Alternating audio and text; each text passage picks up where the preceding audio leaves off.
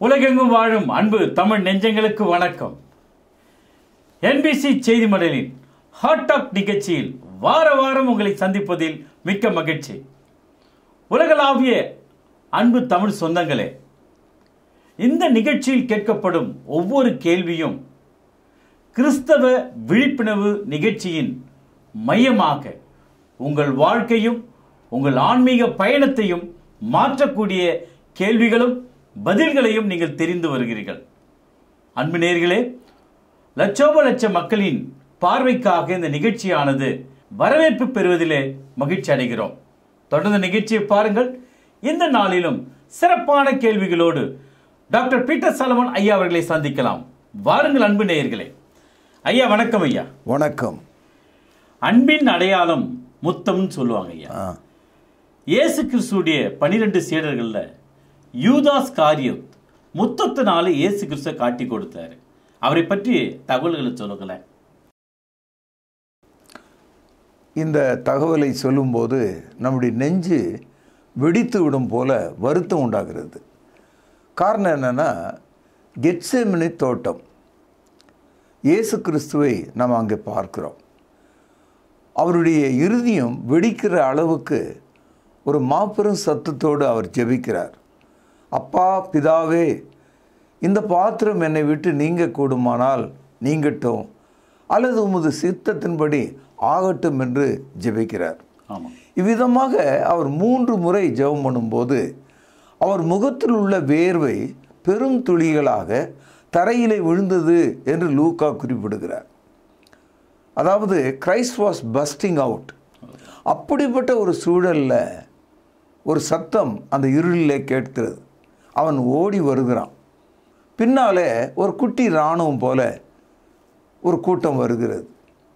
அந்த இருளை கிழித்து கொண்டு வந்தவன் 3 வார்த்தைகளை சொல்லுகிறான்.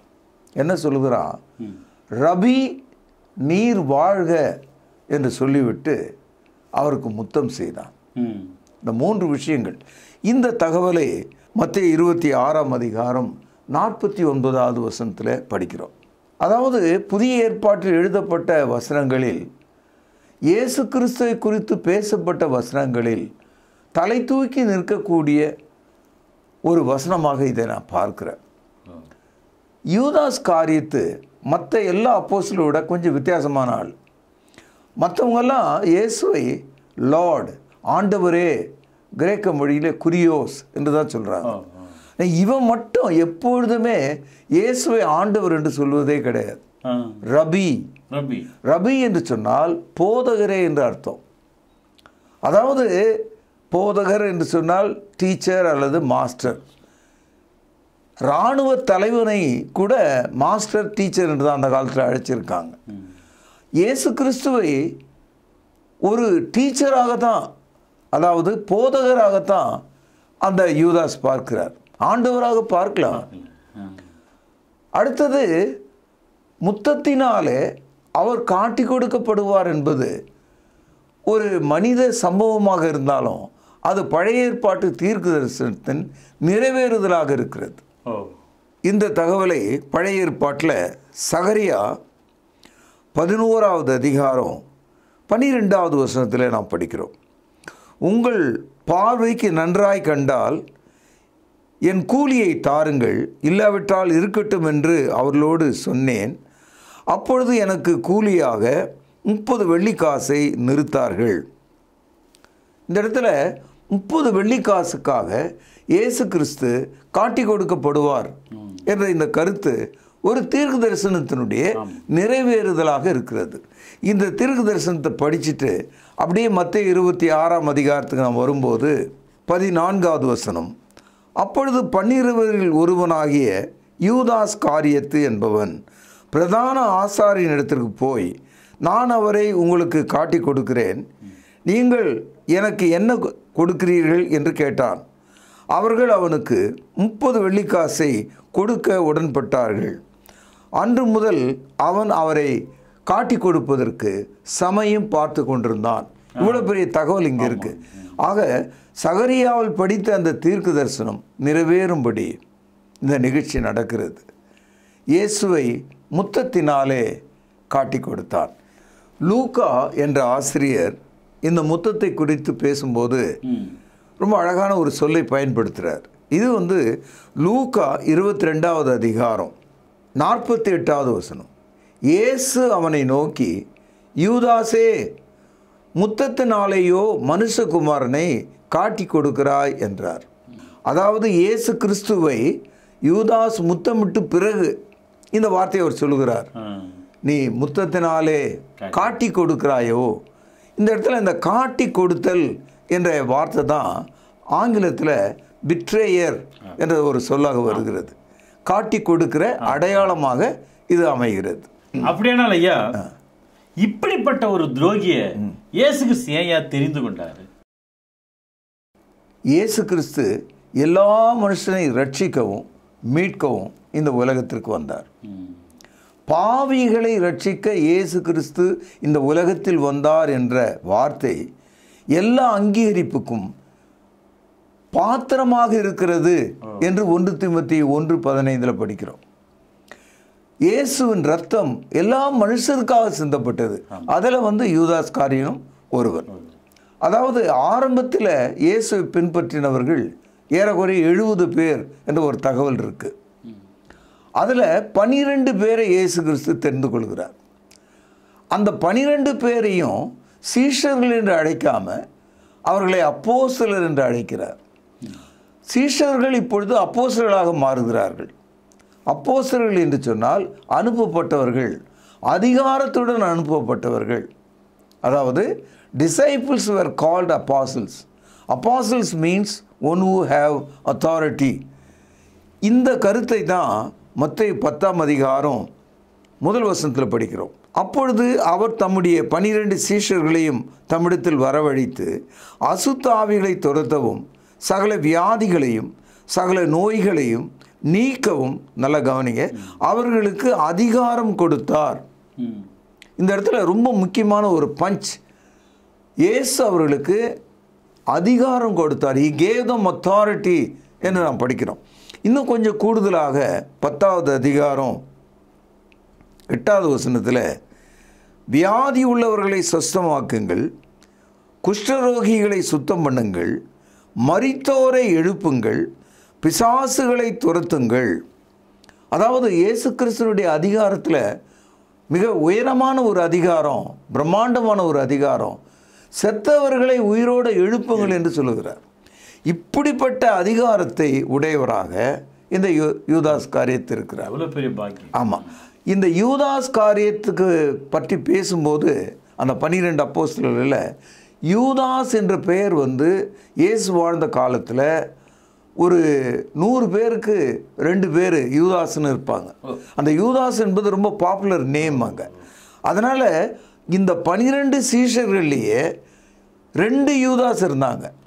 அதனால் இந்த யூதாஸ் யார் அப்படின்றத அடையாளம் காட்டுவதுக்கு தான் யூதாஸ் காரியோத் என்று சொல்லுகிறார். இதை நீங்கள் மத்தேயு 10வது அதிகாரம் 4வது வசனத்தில், கானான் ஆகிய சீமோன் அவரை காட்டி கொடுத்த யூதாஸ் காரியத்து என்பவர்களே. இந்த இடத்துல மத்தேயு சுவிசேஷம் இயேசுனுடைய சிலுவை மரணத்துக்கு பிறகு ஏறக்குறைய 42வது ஆண்டில் எழுதப்பட்ட ஒரு புத்தகம். அதனால் பாஸ்டன்ஸ்லேருந்து எடுத்து எழுதுகிறாங்க. காட்டி கொடுத்த யூதாஸ் என்று அவனுக்கு ஒரு டைட்டிலாக அது மாறுறதை நீங்கள் பார்க்கலாம். ஆகவே இயேசு கிறிஸ்துவால் தெரிந்து கொள்ளப்பட்டவர், சோசன், அதிகாரமுடையவர், ஆத்தரைஸ்ட். இந்த அத்தாரிட்டியை நல்லா பார்த்தோம்னா மரித்தோரை எழுப்புகிற அளவுக்கு வல்லமை பெற்றவராக இருக்கிறார்.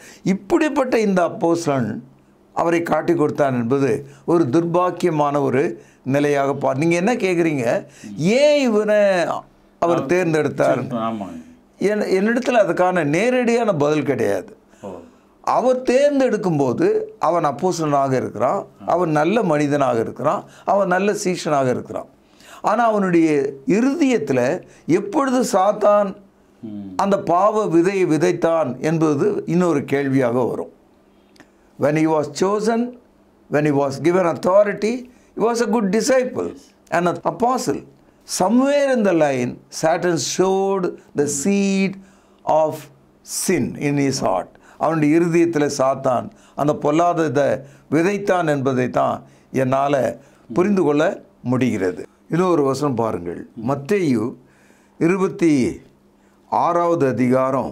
இந்த 26ஆம் அதிகாரத்தில் இயேசு கிறிஸ்து இந்த கம்யூனியன் என்று சொல்லக்கூடிய பஸ்காவை அனுசரிக்கிறார். அப்படி அனுசரிக்கும்போது இயேசு தமது மரணத்தை அந்த 12 சீஷர்களுக்கும் சொல்கிறார். அந்த தீர்க்க தரிசனத்தை எடுத்து அவர்களுக்கு காண்பிக்கிறார். இது மத்தேயு 26ஆம் அதிகாரம் 24வது வசனம். மனுஷகுமாரன் தம்மை குறித்து எழுதியிருக்கிறபடியே போகிறார், ஆகிலும் எந்த மனுஷனால் மனுஷகுமாரன் காட்டி கொடுக்கப்படுகிறாரோ, கவனியுங்கள், அந்த மனுஷனுக்கு ஐயோ, அந்த மனுஷன் பிறவாதிருந்தானால் அவனுக்கு நலமாயிருக்கும். ஆக இயேசு கிறிஸ்துவினுடைய மரணத்துக்கு முன்னால் அந்த பஸ்கா பண்டிகையை அவர் அனுசரிக்கும் போது அந்த மனிதன் பிறவாமல் இருந்தால் நலமாயிருக்கும் என்று சொல்லுகிறார். எவ்வளோ பயங்கரமான ஒரு வார்த்தை பாருங்க. இதை கேட்ட அந்த 12 அப்போஸ்தலர்களில் இந்த யூதாஸ் காரியத்து அவனுடைய நெஞ்சில் குத்திய ஒரு ஈட்டியை போல தாழ முடியாமல் இயேசுவிடத்தில் நேரடியாக கேட்குறான். பாருங்கள், மத்தேயு 26:25. அவரை காட்டி கொடுத்த யூதாசும் அவரை நோக்கி, ரபி, நானோ என்றான். அதற்கு அவர், நீ சொன்னபடிதான் என்றார். அதாவது பாயிண்ட் பிளாங்க்ல சரியாக யூதாஸே கேட்குறார், நானா அவரு? அவன் தானாவே கேட்குறான், மற்ற அப்போஸ்தலர்கள் கேட்கலையே. நானா என்று சொல்லும்போது, நீதான், நீ சொன்னபடி. இயேசு கிறிஸ்து அவனுக்கும் நினைவு சின்னமாக, ஞாபகார்த்தமான உணவாக தமது சரீரத்தை வெளிப்படுத்தும் அப்பத்தையும் தமது இரத்தத்தை வெளிப்படுத்தும் திராட்சை ரசத்தையும் அவனுக்கு கொடுத்தார். அவன் அதை வாங்கி உண்டான். அப்படி வாங்கி உண்ட பிறகுதான் சாத்தான் அவனுக்குள்ள மிக தெளிவாக, வேகமாக அந்த முத்தத்தை கொடுக்கும்படியான அடையாளத்தை காண்பிப்பதற்காக வேகமாய் ஓட ஆரம்பித்தான். இந்த கருத்தை யோவான் பதிவிடுகிறார். கவனிப்போம். யோவான் 13வது அதிகாரம் 27வது வசனம், கவனிக்க வேண்டிய ஒரு வசனம். அந்த துணிக்கையை அவன் வாங்கின பின்பு சாத்தான் அவனுக்குள் புகுந்தான். அப்பொழுது இயேசு அவனை நோக்கி, நீ செய்கிறதை சீக்கிரமாய் போய் செய் என்றார். இந்த வசனத்தை கிறிஸ்தவர்கள் கவனிக்கணும். அதாவது, as Judas received the communion, the Passover, அந்த கர்த்தருடைய பந்தியாகிய பஸ்காவை அவன் வாங்கி கொண்டான் கையில். வாங்கின பிறகு சாத்தான் அவனுக்குள்ளே நுழைந்தான். இங்கிலீஷில் Satan entered unto him என்று வந்திருக்கு. சாத்தான் அவனுக்குள்ளே வந்து விட்ட பிறகு இயேசு அவனை பார்த்து சொல்கிறார், நீ செய்ய விரும்புகிறதை நீ போய் சீக்கிரமாய் செய், நீ ஓடு என்று சொல்கிறார். அப்படியானால் இயேசு கிறிஸ்து ஆரம்பம் முதலே தான் காட்டி கொடுக்கப்படுவதையும், இன்ன விலைக்கு அவர் அடிமையாக விற்கப்படுகிறார் என்பதையும், யாரால் காட்டி கொடுக்கப்படுகிறார் என்பதையும், சாத்தான் அதன் ஆதரவாளன் என்பதையும், யூதாஸ் தான் அந்த மனிதன் என்பதையும் அறிந்திருந்தார். ஆனாலும் இயேசு கிறிஸ்து எப்போதும் அவரிடத்தில் அன்பு செலுத்தினார். கடைசி மட்டும் அவரிடத்தில் அன்பு வைத்தார் என்று தான் சுவிசேஷ புத்தகத்தில் படிக்கிறோம். அதனால் இந்த யூதாஸ்னுடைய அந்த அவனுடைய லைஃப் லைனை பார்த்தீங்கன்னா, உங்களைப் போல என்னைப் போல அவன் நல்லவனாகத்தான் இருந்தான். அவன் அப்போஸ்தலனாய் தேர்ந்தெடுக்கப்பட்ட போது, அதிகாரம் பெற்றுக்கொள்ளப்பட்ட போது, அற்புத அடையாளங்களை செய்ய ஆரம்பித்த போது அவன் ஒரு நல்ல சீஷனாக, அப்போஸ்தலனாக தான் இருந்தான்.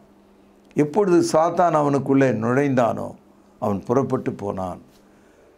அது அவனுடைய நிலைமையாக மாறிவிட்டது. அதனால தான் இயேசு கிறிஸ்து அவனை தடுக்கவில்லை. நீங்கள் அதான் கேட்டீங்க, why Jesus cannot stop him. இப்போ நீங்கள் நானும் ஏதாவது இந்த மாதிரி ஒரு ஆபத்துனா, பா விட்டுருப்பா, என்ன தயவுசெய்து மனசை மாற்றிக்க அப்படின்னு கேட்போம்.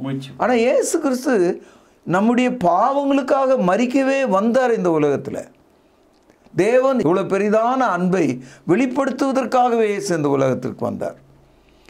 அவர் நம்முடைய பாவங்களுக்காக மரிப்பதற்காகவே உலகத்திற்கு வந்தார். அதாவது Christ need to be crucified. எப்படி இருந்தாலும் அவர் மரிக்க வேண்டும்.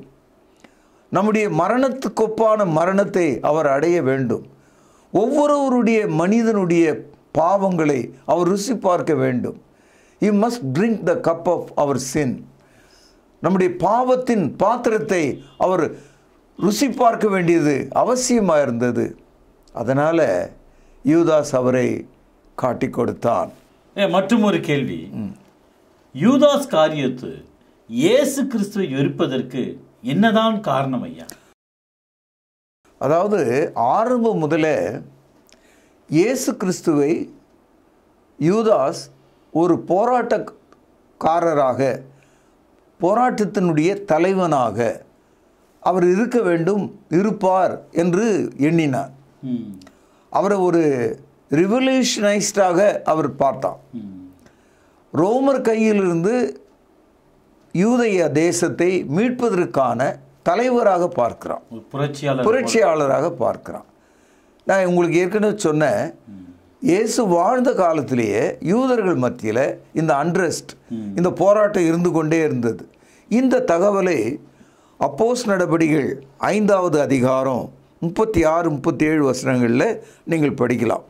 ஏனென்றால் இந்த நாட்களுக்கு முன்னே தெயுதாஸ் என்பவன் எழும்பி தன்னை ஒரு பெரியவனாக பாராட்டினான். ஏறக்குறைய 400 பேர் அவனை சேர்ந்தார்கள். அவன் மடிந்து போனான். அவனை நம்பின அனைவரும் சிதறி அவமாய் போனார்கள். அவனுக்கு பின்பு குடிமதிப்பின் நாட்களிலே கலிலேயனாகிய யூதாஸ் என்பவன் எழும்பி தன்னை பின்பற்றும்படி அநேக ஜனங்களை இழுத்தான். அவனும் அழிந்து போனான். அவனை நம்பியிருந்த அனைவரும் சிதறடிக்கப்பட்டார்கள். இது ஒரு ஹிஸ்டாரிக்கல் இன்ஃபர்மேஷன். இயேசு கிறிஸ்துவுக்கு முன் இயேசு கிறிஸ்துவின் வாழ்க்கை நாட்களில் பெரும் போராட்ட குழுக்கள் யூதர்கள் மத்தியில் இருந்தது. அந்த காலத்தில் 400 பேர் என்பது மிகப்பெரிய எண்ணிக்கை. அவர்கள் எப்படியெல்லாம் முடிந்து போனார்கள், அவர்களுடைய வரலாறு எப்படி முடிந்தது என்ற தகவலை இதிலிருந்து நம்ம படிக்கிறோம். இதே தகவலை கலிலேயனாகிய யூதாஸ் என்று படிக்கிறோம். யூதாஸ் கூட கலிலேயா கடற்கரை ஓரமாக இருந்த ஒரு அப்போஸ்தலன் தான். ஆக இவன் பேரும் யூதாஸ் தான். அதனால் இந்த யூதாஸ் என்ற டைட்டில் இருக்கவெல்லாம் போராட்ட குழுவிலே ஒரு தலைவராக இருக்கிறான். ஒரு கால் இந்த யூதாஸ் என்ன நினச்சிருக்கலாம், இயேசு கிறிஸ்து நம்முடைய போராட்ட குழுவினுடைய தலைவனாக இல்லை அப்படின்றத அவன் கண்டுபிடிச்சிட்டான். அவர் சமாதானத்தை சொல்கிறாரு, அவர் போராட மறுக்கிறாரு, இந்த ரோமர்களை அவர் மறுக்கிறாரு, அல்லது இந்த ரோமர்களை குறித்து அக்கறையற்று இருக்கிறாரு. அதனால் காலத்தால் யூதாஸ் மனதால் இயேசுவை சந்தேகப்பட ஆரம்பிச்சிட்டான். ஏன்னா இயேசு போதிக்கிற போதனைக்கும் யூதாஸினுடைய அன்றைய அரசியல் சிந்தனைக்கும் நேர் எதிரடியாக இயேசு இருக்கிறார். யோவான் எழுதிய சுவிசேஷம் 6வது அதிகாரம் 15வது வசனம், இது ரொம்ப முக்கியமான ஒரு வசனம். அதாவது கிறிஸ்தவர்கள் மத்தியில் இந்த மாதிரியான ஆங்கிளில் சத்தியத்தை அவங்க பார்க்குறதில்ல. இது பாருங்கள், 6:15, ஆதலால் அவர்கள் தம்மை ராஜாவாக்கும்படி பிடித்து கொண்டு போக மனதாக இருக்கிறார்கள் என்று இயேசு அறிந்து மறுபடியும் விலகி தனியே மலையின் மேல் ஏறி போனார் என்று நாம் படிக்கிறோம். அதாவது யோவான் 6ஆம் அதிகாரத்தில் இயேசு கடல் மேல் நடக்கிறார். 5 அப்பம் 2 மீனை 5000 பேருக்கு பகிர்ந்து கொடுக்கிறார். பெரிய அற்புதங்களை நிகழ்த்துகிறார். அப்பொழுது யூதர்கள் என்ன நினைக்கிறாங்க, மோசேயை போல இயேசு இருக்கிறார், நம்மை விடுதலையாக்குவார். பார்வோன் கையில் மோசே விடுதலை வாங்கி தந்தது போல ரோமர் கையிலிருந்து நம்மை விடுவிப்பார் என்று நினைக்கிறாங்க. ஆகவே அவர் விரும்பினாலும் விரும்பாவிட்டாலும் நான் உன்னை கண்டிப்பாக ராஜாவாக மாற்றுவேன் என்ற எண்ணத்தில் அவரை பிடித்து ராஜாவாக மாற்ற விரும்பினார்கள். இந்த எண்ண ஓட்டத்தை உடையவனாக அந்த யூதாஸ் இருக்கிறார். Judas was a follower. He wanted to make Christ as a king so that to oppose the Roman power. ரோம அரசை எதிர்த்து போராடும் ஒரு ராஜாவாக அவரை பிடிக்க வேண்டும் என்பது ஆரம்பம் முதலே இருக்கிற ஒரு எண்ணமாக இருக்கிறது. ஆக இதிலிருந்து என்ன தெரியுதுன்னா, யூதாஸ் காரியத்து ஆரம்பம் முதலே ஒரு அரசியல்வாதியாக, ஒரு போராளியாக, போராளி குழுவினுடைய தலைவனாக. ஏன்னா தெயுதாஸ் போயிட்டாரு, யூதாஸ் போயிட்டாரு, சிதறி போனாங்களே, அந்த சிதறி போனவர்களில் ஒருவனாக இவன் இருந்திருக்க வேண்டும். அதனால் இயேசு கிறிஸ்து போக போக போக சிலுவை நோக்கி போகும்போது அவருடைய அரசாங்கம் பூமிக்குரியது இல்லை அப்படின்னு அவனுக்கு தெளிவாக தெரியுது. அப்போ பூமிக்குரியது இல்லை என்று சொல்லிவிட்ட பிறகு இந்த இயேசுவை நம்பி நமக்கு பயன் இல்லை, நாம் போராடத்தான் வேண்டும். ஆகவே அந்த அரசியல் தலைவனாக மாற வேண்டும் என்ற எண்ணம் அவனுக்குள்ள இருந்துக்குது. Judas wanted to be a politician.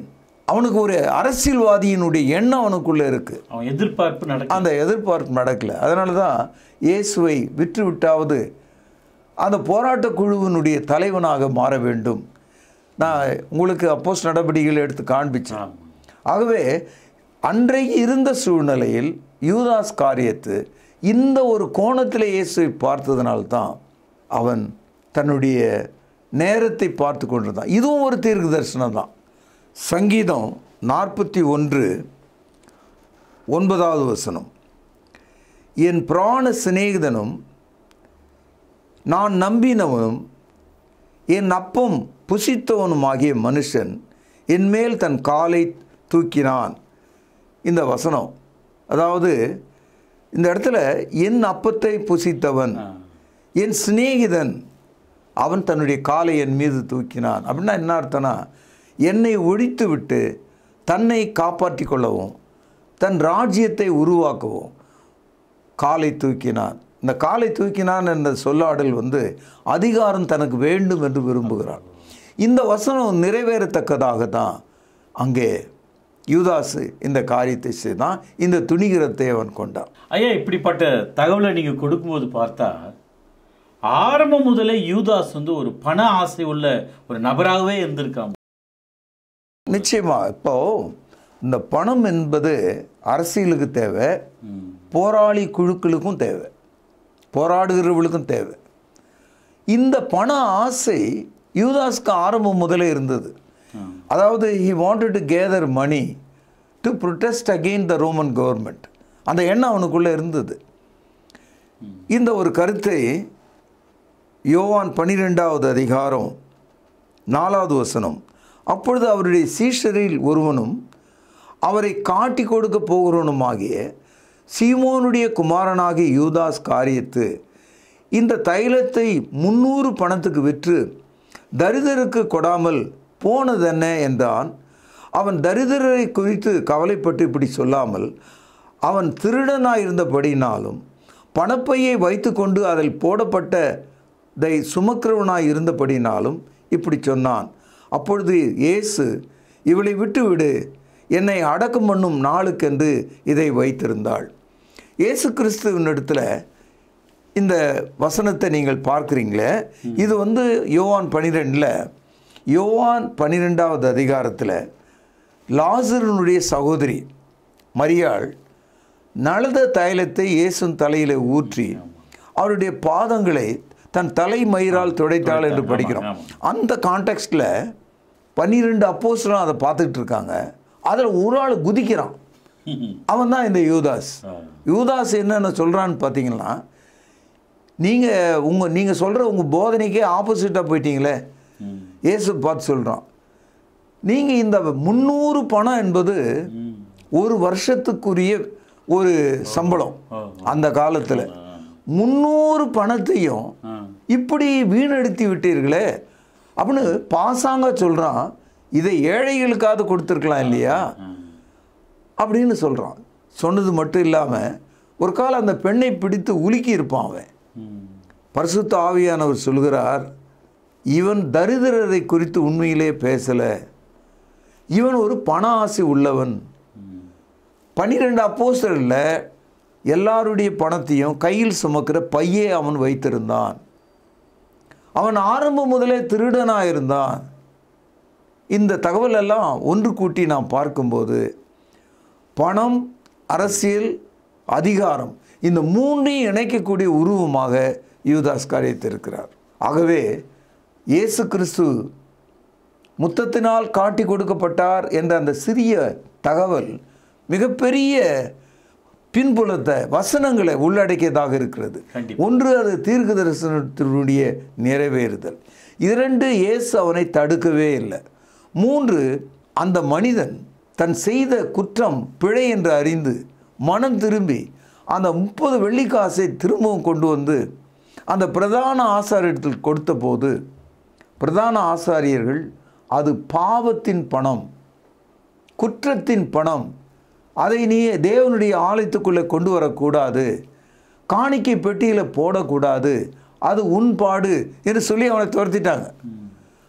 அவன் வெளியே போய் அந்த 30 வெள்ளிக்காசில் ஒன்றை கூட செலவு செய்யாமல் அதை வீசி எறிந்து விட்டு நான்று கொண்டு செத்தான் என்ற தகவலை நாம் அவனுடைய வாழ்க்கையின் முடிவாக பார்க்கிறோம். இந்த தகவலை மத்தேயு 27வது அதிகாரம் 3வது வசனம். அப்பொழுது அவரை காட்டி கொடுத்த யூதாஸ் அவர் மரண ஆக்கினைக்குள்ளாக தீர்க்கப்பட்டதை கண்டு, கவனியுங்கள், மனஸ்தாபப்பட்டு அந்த 30 வெள்ளிக்காசையும் பிரதான ஆசாரியனிடத்துக்கும் மூப்பரிடத்துக்கும் திரும்ப கொண்டு வந்து, கவனியுங்கள், குற்றமில்லாத இரத்தத்தை நான் காட்டி கொடுத்ததனால், கவனியுங்கள், பாவம் செய்தேன் என்றான். அதற்கு அவர்கள், எங்களுக்கு என்ன, அது உன்பாடு என்றார்கள். அப்பொழுது அவன் அந்த வெள்ளிக்காசை தேவாலயத்தில் எறிந்துவிட்டு புறப்பட்டு போய் நான்று கொண்டு செத்தான். இதோடு அவனுடைய வரலாறு முடிகிறது. அவனுக்கு கொடுக்கப்பட்ட அதிகாரம் அவனை விட்டு நீங்குகிறது. இவன் நான்று கொண்டு செத்ததுனால இயேசு கிறிஸ்துனுடைய மரணத்தின் விளைவாக கிடைக்கக்கூடிய அந்த ஆசீர்வாதமாகிய மன்னிப்பு இவனுக்கு இல்லாமல் போயிற்று.